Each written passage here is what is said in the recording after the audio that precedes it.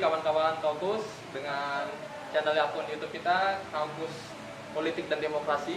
Kembali bersama saya kali ini mewakili teman-teman yang sudah ada, yaitu Muhammad Farhan. Di sini kebetulan kita kedatangan dua pembicara nih yang top dan super terkait dengan isu yang saat ini akan berkembang. Tapi sebelum kita bicara isu, saya kenalin dulu satu-satu. Ada Pak Alwan Riantobi selaku Kornas dari JPPR, yaitu Jaringan Pendidikan Pemilih untuk Rakyat. Kemudian ada Bung Mukodim selaku Direktur dari Kampus Politik dan Demokrasi. Tapi sebelum kita bicara ini lagi, jangan lupa teman-teman untuk subscribe akun channel kita di Kampus Politik dan Demokrasi ya. Jangan lupa teman-teman. Like dan komen kalau perlu. Ya, sebagai santai aja ya Bang ya. Ya langsung aja. Teman-teman, seperti yang kita ketahui saat ini sedang adanya wabah terbesar yang terjadi yang baru-baru kali ini yang dimulai dari kota Wuhan di Cina, yaitu yang sudah kita tahu teman-teman semua, virus corona ya. Wabah virus corona ini ternyata sangat begitu mengancam stabilitas politik dan keamanan dan juga ekonomi tentunya, yang tidak hanya berdampak di dunia, namun juga saat ini di Indonesia. Untuk membicarakan bagaimana dampaknya, pertama yang sedang kita alami saat ini yaitu penyelenggaraan Pilkada 2020 di Indonesia yang ada sekitar 270 daerah ya Pak ya. 270 daerah gitu. Dan kemudian juga yang utama juga bagaimana nih pengaruhnya dengan konstelasi politik nasional, terutama dan stabilitas keamanan di negara begitu ya Bung Fadi. Gimana menurut Bung tentang kebijakan negara saat ini gitu terhadap corona? Ya tindak tanduknya, keputusannya, mungkin transparansi bagaimana pemberitahuan tentang penyebaran wabah virus corona ini gitu ya. Gimana Pak dengan Bung saat ini? Ya, pertama kalau berbicara COVID-19 sebagai sebuah penyakit, sebenarnya bukan posisi saya untuk berbicara. Tapi karena akhir-akhir ini kita lihat COVID-19 merambah ke hampir semua sektor, mau tidak mau kita harus mengalihkan perhatian kita, atensi kita terhadap isu ini. Ada beberapa hal yang ingin saya highlight, terutama tadi kebijakan pemerintah dalam penanganan COVID-19, kemudian pelacakan di mana saja kursinya. Kalau saya perhatikan, akhir-akhir ini memang ada sejumlah kebijakan pemerintah yang agak kontroversi, namun ada juga yang memang sudah semestinya, artinya sudah sesuai dengan apa yang harus dikeluarkan sebagai sebuah negara. Yang kontroversi yang pertama saya ingin bahas, saya agak kaget ketika mendengar Menteri Kesehatan Pak Terawan dia mengatakan bahwa difteri saja kita tidak takut, apalagi corona.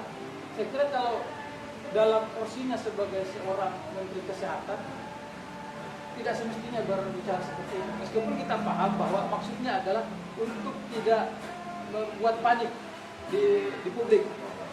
Tetapi sebagai seorang Menteri Kesehatan, pejabat negara, bukan seperti itu juga pernyataan yang harus dikeluarkan.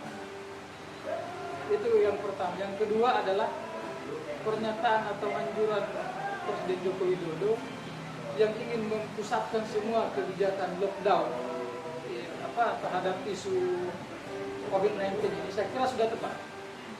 Karena kan sebelum sebelum COVID-19 ada di Indonesia atau sebelum mewabah di Indonesia, sedikit ada pertentangan antara Gubernur Anies dan Presiden Joko Widodo.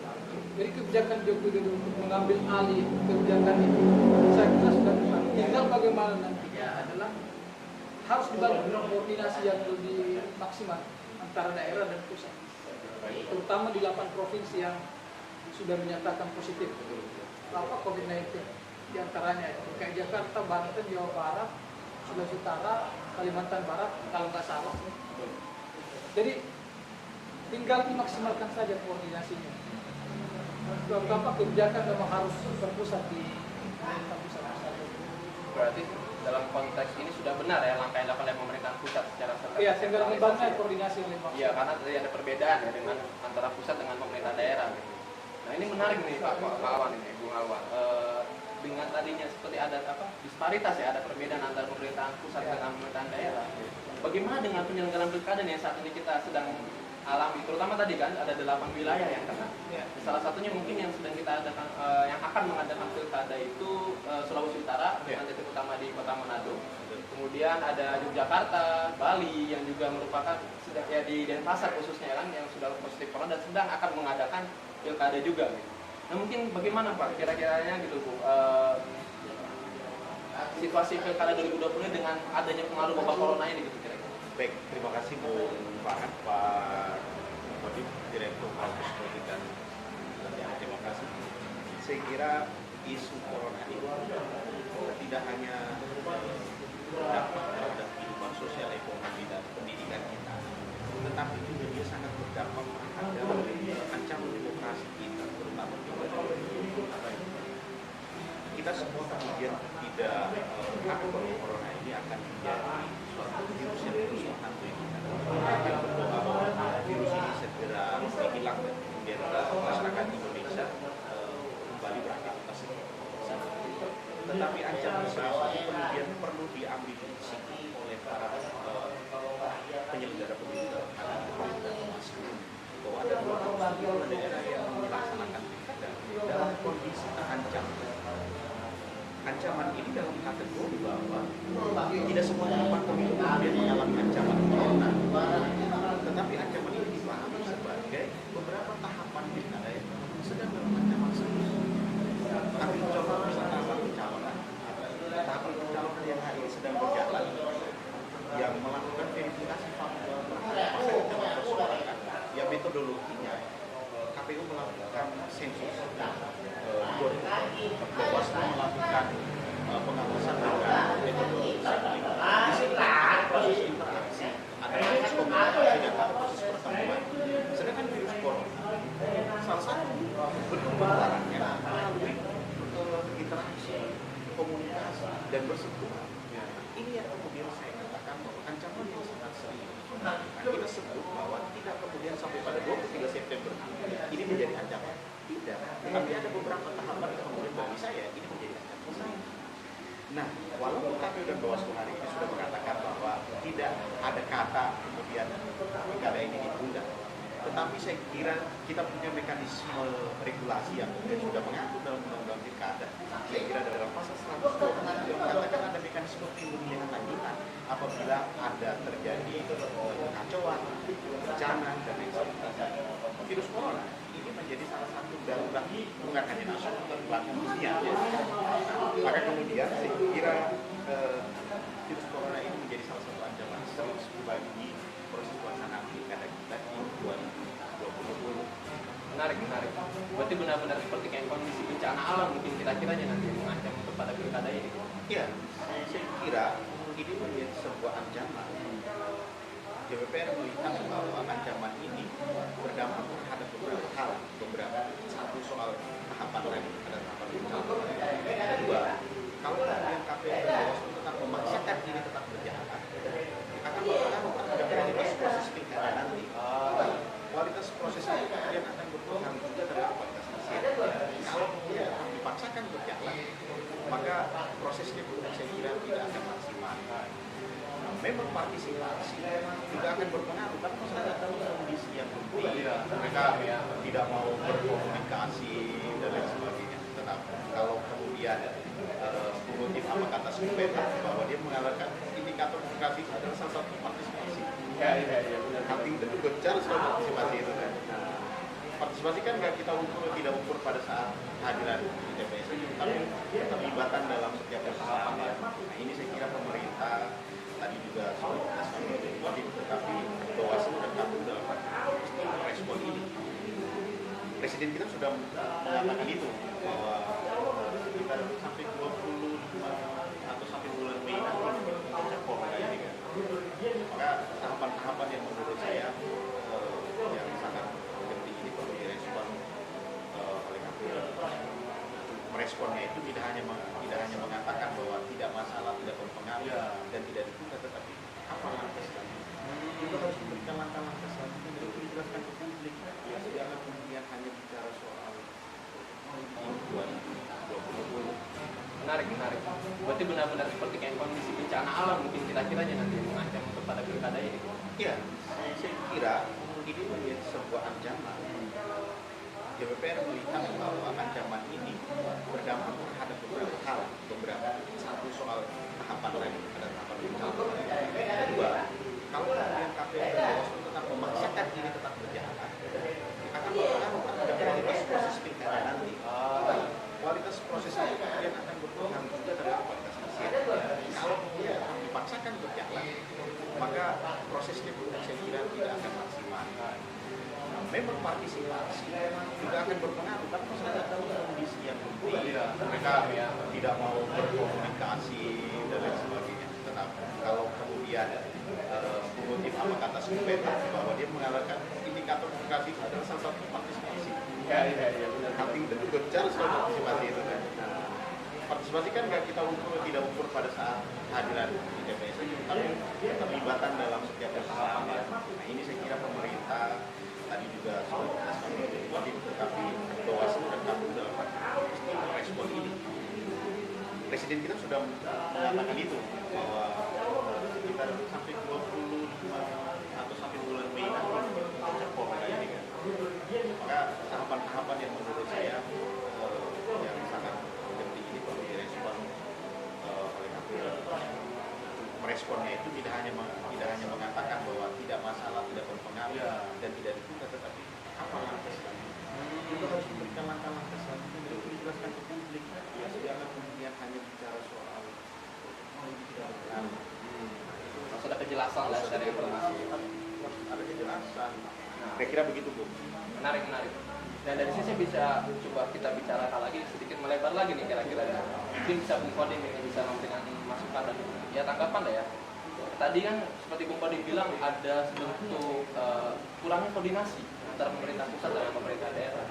Yang banyak teman-teman juga pengamat-pengamat atau di media bilang mengatakan bahwasanya ada seperti bentuk kontestasi politik di sini dengan adanya wabah corona. Ya tadi misalkan Jokowi menyatakan seperti ini, namun Gubernur Anies dianggap lebih cenderung transparan, gitu ya kan? Ada seperti kayak panggung, Mencari panggung masing-masing. iya, panggung penampilan politik gitu kira-kira. Bagaimana menurut Bung Kodim di sini tentang konstelasi politik ini gitu, terkait dengan adanya wabah corona? Yang mungkin juga kebetulan dalam konteks pilkada ini kan ada beberapa incumbent gitu ya Pak Anwar, yang sedang akan mencalonkan diri juga. Kira-kiranya bagaimana pengaruh konstelasi ini ketika dia menangani, apakah jadi kampanye colongan, mungkin Pak Ulung bisa menanggapi juga nanti. Tapi secara konstelasinya dulu deh kira-kira menurut Bung Kodim bagaimana kira-kira? Ya gini, tadi Pak Alwar mengatakan isu COVID-19 ini bukan isu nasional tapi internasional. Bahkan beberapa negara sudah menyatakan diri lockdown. Yang terbaru kan Malaysia. Tadi dikatakan itu isu internasional. Jadi sebagai pandangan politik saya adalah untuk hal-hal yang bersifat politis jangan dulu ditampilkan itu. Karena sangat tidak etis kondisi negara yang meskipun belum dikatakan lockdown, tapi kalau kita mendengar kebijakan itu mengarah ke lockdown juga. Artinya semi lockdown lah. Iya. Maksudnya di Jakarta. Setengah-setengah ya. Jika yang ditampilkan adalah dimensi politisnya jauh dari kata etis sebagai seorang negarawan. Begitupun dengan pimpinan daerah masing-masing, termasuk Gubernur Anies, Ridwan Kamil dan lain-lain yang kemarin sempat mendapatkan sorotan. Jangan juga terlalu memperlihatkan apa langkah-langkah yang seolah-olah bertentangan dengan Presiden Jokowi. Meskipun pada dasarnya bertentangan, tapi jangan terlalu ditampilkan ke publik. Apalagi Gubernur Anies yang perlu disoroti, karena dia kan posisinya Gubernur Ibu Kota Jakarta. Apapun yang dikatakan langsung disoroti. Secara nasional ya. Iya. Itulah intinya tadi yang saya katakan, koordinasi. Jadi jangan cuma mengatakan apa kebijakan lockdown hanya pemerintah pusat yang berhak mengeluarkannya. Jangan berhenti di situ. Tapi bangun koordinasi yang kuat, yang maksimal dengan pemerintah daerah. Termasuk pemerintah daerah yang saat ini belum terkena wabah ini. Iya betul. Untuk pencegahan lah. Ya, karena yang dibutuhkan saat ini adalah percepatan pelacakan dan percepatan penanganan. Iya betul. Saya kira itu. Fokus pada kebijakannya ya. Jangan lihat pada kontestasinya lagi gitu teman-teman ya. Ya benar-benar. Nah, Baru maksud saya supaya Pak Alwan ini mungkin menanggapi terkait tadi ya incumbent, apa dia menjadi kampanye colongan gitu dalam konteks tahapan-tahapan ini? Ya, selain sebelum ke kampanye, saya ingin melanjutkan dari soal koordinasi yang pusat ke daerah. Banyak orang juga kemudian berpikir berpendapat bahwa corona itu terjadi di DKI. DKI tidak pilkada, kira-kira begitu. Tapi saya ingin mengatakan bahwa daerah terdekat, Kota Depok, Kota Tangsel, Cianjur, lalu kemudian Kabupaten Bekasi ya. Kota Bekasi tidak pilkada, Kabupaten Bandung, Kabupaten Bandung. Lalu di daerah misalnya di Sumatera, lalu di Manado, ya, di Bali juga sudah. Nah, daerah-daerah ini kemudian sudah terindikasi bahkan sudah positif ada korban. Ini penting. Bagaimana proses koordinasi antara KPU antara pusat dan daerah, sedangkan hubungan kerja hari ini dibatasi. Sudah melalui telekonferensi dan lain sebagainya, sehingga Bawaslu dan KPU dalam konteks mengeluarkan semacam tools kalau tetap berjalan untuk bagaimana melakukan masalah sehingga koordinasi itu berjalan. Nah, kalau kemudian ini ada kekosongan, bagaimana dengan calon petahana nanti? Calon petahana kemudian mengambil kebijakan untuk melakukan penindakan dan sebagainya. Ini pun juga jalan ada motif-motif politik itu. Nah, bagaimana nih menurut tanggapan Bung Kodim terakhir ini terkait nantinya tadi yang sudah disinggung oleh Bung Alwan, yaitu sidang paripurna DPR nanti. Gimana nanti situasinya? Apakah akan membahas corona juga atau kiranya nanti akan menjadi sebuah koordinasi yang efektif terkait dengan antara pejabat publik dengan pemerintah pusat, begitu pula dengan terselenggaranya pilkada. Kira-kira bagaimana? Tadi saya memulai dengan esensi demokrasi yang tadi dijelaskan oleh Pak Alwan. Itu dikatakan bahwa demokrasi pada hakikatnya adalah memanusiakan semua kelas sosial, semua kelas manusia. Caranya untuk menghadapi situasi yang saat ini terjadi adalah dengan mempercepat penanganan pelacakan untuk tidak membiarkan sektor-sektor yang tadi terpengaruh, tidak membiarkan terkena imbasnya, salah satunya kayak demokrasi. Jadi yang pertama harus dan yang mungkin yang paling utama adalah mematuhi anjuran Presiden Jokowi atau pemerintah pusat untuk tidak mengadakan kegiatan apapun yang berpotensi mengumpulkan massa, termasuk tadi pilkada atau tahapan pilkada. Kemudian rencana DPRD yang mau mengadakan sidang paripurna. Juga kalau saya menghimbau atau menyarankan ditidakkan dulu. Karena kalau DPR mengadakan rapat paripurna, sedangkan anjuran Jokowi tidak mengadakan kegiatan apapun yang berpotensi mengumpulkan massa, saya kira itu sudah tidak ada koordinasi lagi. Kontradiktif jadinya nantinya ya. Sama lagi kayak Anies yang sempat panas juga, meskipun akhir-akhir ini sudah mulai agak sejalan. Artinya di situ publik sudah melihat pejabat saja tidak melakukan hal yang dianjurkan Jokowi. Gimana bisa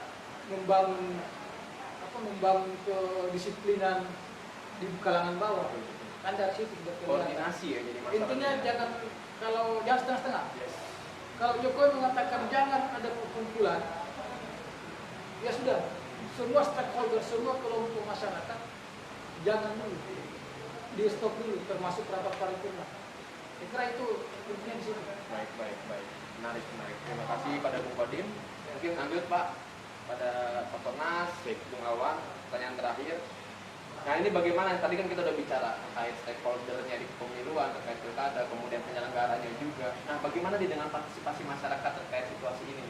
Jadi sudah disebut juga tengah tahapannya, kualitas pilkadanya juga akan terancam dengan corona, namun tetap tidak ditunda begitu kan? Nah bagaimana tanggapannya menurut Pak Alwan? Ya, hakikat dari demokrasi dalam konteks pemilu atau pilkada, ya dalam pilkada lah kita mengenai demokrasi itu dari rakyat oleh rakyat dan rakyat misalnya sederhananya. Maka rakyat yang kemudian menjadi pelaku utama. Garda terdepan ya. Ya, rakyat diposisikan sebagai objek, bukan lagi kemudian sebagai subjek. Karena rakyat sebagai objek, maka hari ini semua stakeholder, baik negara, baik civil society yang ada teman-teman kampus, ada DPR, bagaimana kemudian kita memberikan narasi yang mengademkan atau kemudian mengajak masyarakat bahwa mari sama-sama kita tidak panik terhadap isu itu atau ada penyebaran. Teman-teman, terima kasih tadi sudah kita lihat diskusi yang menarik terkait pengaruh wabah corona terhadap Pilkada 2020 dan juga bagaimana pengaruhnya terhadap konstelasi politik secara nasional. Tadi sudah disampaikan oleh Bung Kodim dari Direktur Fokus Doktrasi tentang bagaimana tadi koordinasi yang sudah dilakukan dan dimana harus terkoordinir dan juga kompak dalam penyampaian kebijakan terkait penanganan virus corona ini, dan juga tentang tadi dari Bung Alwan selaku Koordinasi PPR yang juga melihat perlunya partisipasi aktif dari masyarakat dan juga kerjasama dari stakeholder dan penyelenggara untuk kembali mengaktifkan masyarakat agar terlibat dalam Pilkada 2020 ini. Ya, cukup sekian dari kita. Jangan lupa di sini kita kebetulan disponsori oleh kedai Sinau di Jakarta. Teman-teman harus cek, asik kafenya, top banget. Silakan datang. Ya, dan jangan lupa teman-teman ya, like, komen, dan subscribe ini channel ini. Karena kalau tanpa teman-teman semua nih, diskusi kita ini tidak akan bisa berkembang luas dan juga tidak bisa kita sampaikan pesan-pesannya yang baik. Jangan lupa komen teman-teman, mungkin ada tanggapan bagus nanti buat diskusi kita berikutnya. Cukup sekian dari saya. Selamat saya pemakaran. Wassalamualaikum warahmatullahi wabarakatuh.